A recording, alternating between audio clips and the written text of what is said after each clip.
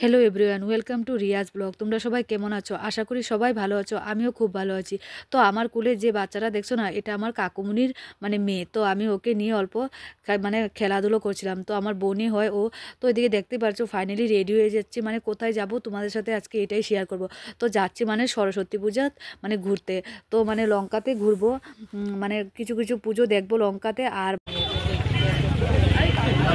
Blog বানায়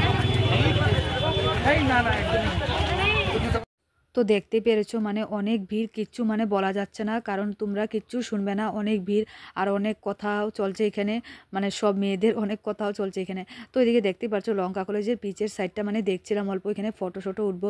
তো এখানে ফাইনালি ঠাকুরের সামনে মানে গিয়েছি কিছু কিছু মানে পিক তোলার জন্য। তো এখান থেকে মানে চলে চলে একদম সিদ্ধা মানে হুজায় যাচ্ছি। তো দেখতে পাচ্ছ এটা হুজাই রাস্তা।